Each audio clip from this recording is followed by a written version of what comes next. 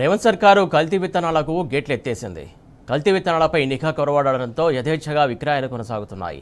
ఇటు వ్యవసాయ శాఖ అటు టాస్క్ ఫోర్సు వ్యవహరిస్తున్నటువంటి తీరుపై రైతులు అనుమానాలు వ్యక్తం చేస్తున్నారు. తూతు మంత్రంగా తనిఖీలు నిర్వహిస్తూ నకిలీ విత్తనాల ముఠాలకు పరోక్షంగా సహకరిస్తున్నారనే విమర్శలు వినిపిస్తున్నాయి.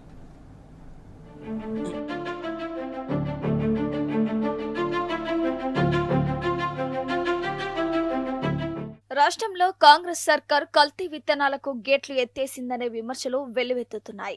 తూతు మంత్రంగా తనిఖీలు నిర్వహిస్తూ నకిలీ విత్తనాల ముఠాలకు పరోక్షంగా సహకరిస్తున్నారనే విమర్శలు వినిపిస్తున్నాయి.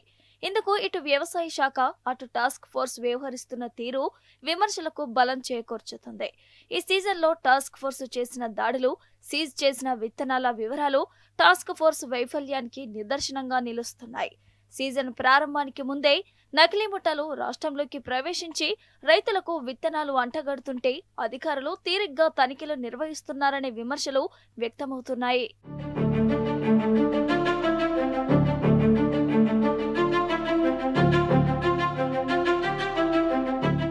టాస్క్ ఫోర్స్ యాక్షన్ టీం ఈ సీజన్లో జూన్ 2వ వారం వరకు నిర్వహించిన తనిఖీలు, సీజ్ చేసిన విత్తనాలు, నమోదు చేసిన కేసులను పరిశీలిస్తే నకిలీ విత్తనాల సరఫరాపై సర్కార్ ఎంత నిర్లక్ష్యంగా ఉందో అర్థమవుతుంది.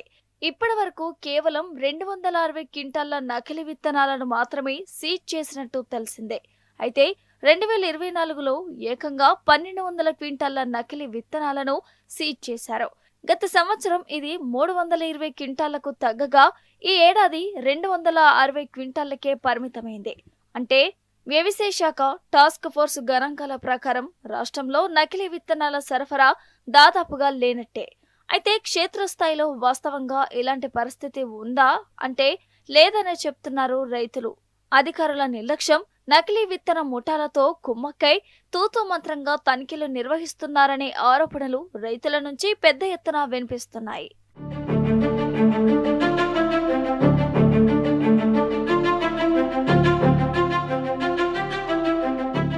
నకిలీ విత్తన ముఠాలను అడ్డుకోవడంలోనే కాదు, విత్తనాల నాణ్యతను తనిఖీ చేయడంలోనూ ప్రభుత్వం విఫలమవుతుందనే విమర్శలు ఉన్నాయి.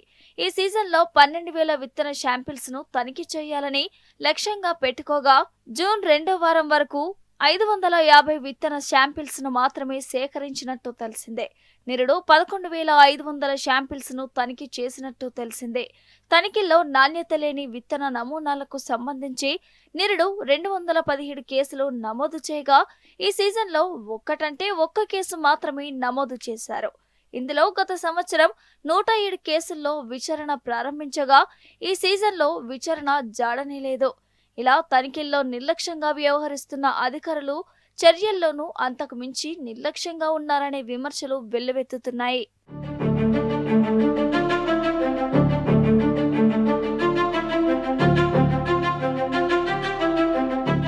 రాష్ట్రంలో BG2 పత్తి విత్తనాలను మాత్రమే సాగు చేయాలి.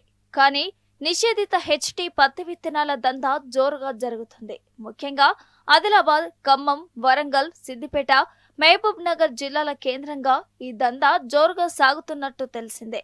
ఆంధ్రప్రదేశ్, కర్ణాటక, గుజరాత్, మహారాష్ట్రలకు చెందిన నకిలీ విత్తన ముఠాలు ఈ విత్తనాలను రైతులకు సరఫరా చేస్తున్నాయనే ఆరోపణలు ఉన్నాయి.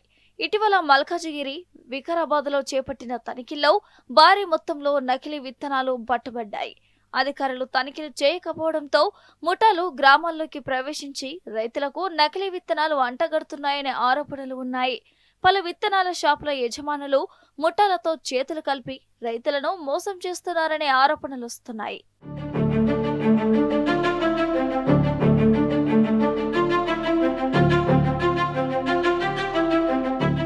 కాంగ్రెస్ అధికారంలోకి వచ్చిన 3 ఏళ్లలో రాష్ట్రంలో నకిలీ విత్తన ముఠాలపై ఒక్క పీడీ యాక్ట్ కేసు కూడా నమోదు కాలేదు. అదే బీఆర్ఎస్ సర్కార్ హయాంలో 3 కంపెనీలపై పీడీ యాక్ట్ నమోదు చేయగా 21 మందిపై పీడీ యాక్ట్ కేసులు నమోదు చేసింది.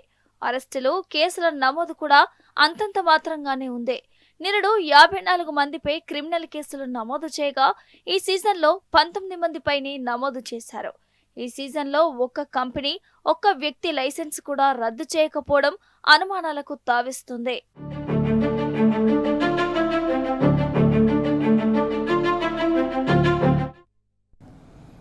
ఇన్నాళ్ళు వరుణుడి కరుణ కోసం ఎదురు చూసిన రైతులు ఇప్పుడు ఎరువుల కోసం ఎదురు చూడాల్సిన పరిస్థితి ఏర్పడుతోంది. మార్కెట్లో డీఏపీ స్టాక్ లేక రైతులు ఇబ్బందుల పాలవుతున్నారు. ఇప్పటికే నైరుతి రుతుపవనాలు విస్తరించడంతో జిల్లా వ్యాప్తంగా వర్షాలు కురుస్తున్నాయి. దీంతో అంతటా పంటల సాగు సందడే కనిపిస్తుంది.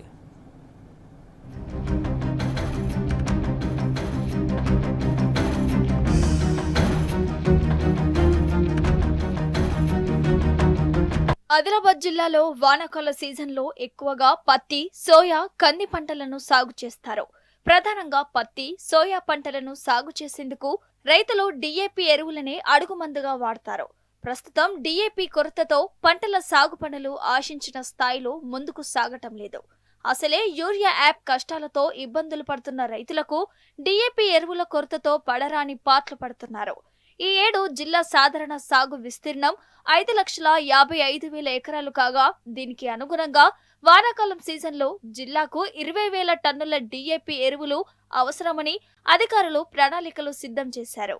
అయితే ఇప్పటి వరకు ప్రభుత్వం జిల్లాకు ఒక బ్యాగు డీఏపీని కేటాయించకపోవడంతో తీవ్రమైన కొరత ఏర్పడుతోంది. వ్యవసాయ శాఖ అధికారులను అడిగితే అదిగో ఇదిగో అంటూ కాలం గడుపుతున్నారని రైతులు వాపోతున్నారు.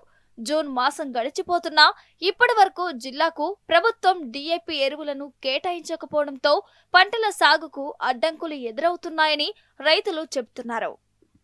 చాలా రోజుల నుంచి వర్షాలు లేక ఇలా ఇబ్బందుల పాలవడం జరిగింది. ముఖ్యంగా అదేవిధంగా ఈరోజు నిన్న కొంత వర్షం పడితే మేము ఎరువులకని వెళ్తే ఇలా డీఏపీ అనేది దొరకడం లేదు.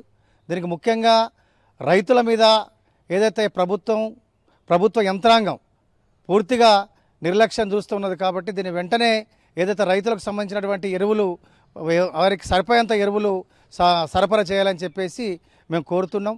మునుపెన్నడూ లేని విధంగా ఈ ఏడు కాంప్లెక్స్ ఎరువుల ధరలు భారీగా పెరగడంతో రైతులు డీఏపీ ఎరువుల వాడకం వైపే మొగ్గు చూపుతున్నారు. ప్రస్తుతం డీఏపీ బస్తా ధర 1,350 రూపాయలు కాగా అదే 2020 15-15 కాంప్లెక్స్ ఎరువుల ధరలు 2,000 నుంచి 2,300 వరకు ధర పలుకుతోంది. ఒక్కో బ్యాగుకు 300 నుంచి 100 వరకు ధర పెరగడంతో రైతులు తీవ్రంగా నష్టపోతున్నారు. దీంతో ధర తక్కువగా ఉన్న డీఏపీ ఎరువులను వాడేందుకే రైతులు ఎక్కువగా ఆసక్తి చూపుతున్నారు. ధర ఎక్కువైనా కాంప్లెక్స్ ఎరువులనే వాడాలని వ్యవసాయ శాఖ అధికారులు చెప్పడం వారిని ఆందోళనకు గురిచేస్తోంది. కాంగ్రెస్ గవర్నమెంట్ ఎట్లా అంటే కక్ష సాధింపు రైతును ఎట్లా పొందబెట్టాలనే ఆలోచనతోని మొన్నటిదాకా జొన్నల కొనుగోలు విషయంలో మళ్ళీ ఇప్పుడు మన మార్కెట్ యార్డ్లో రైతులు ఎంత బాధపడ్డరు. యూరియాకు పోతే యూరియా యాప్లలో ఉంటుంది, దుకాణాలలో లేని యాప్లలో ఇప్పుడు రైతులు తీసుకున్నారా? వాళ్ళకి ఏం తెలుస్తుంది? పెన్ను బట్టి రాయరాదు రైతుకు. అటువంటి రైతును నేర పెద్ద ఫోన్ ఉన్నదా, పెద్ద ఫోన్లో యాప్లో డౌన్లోడ్ చేస్తాం. అది ఎందుకు షాప్లలో పెట్టున్నట్టు లేదు. ఇలా డిఏపి కానీ మేము రైతులం పోతే ఒక్క షాప్లో అంటే గ్రోమర్ దుకాణాలలో లేనప్పుడు చిన్న చిన్న దుకాణాలలో ఉంటుందా? ఇటువంటి దుస్థితిని తెచ్చిండ్రు.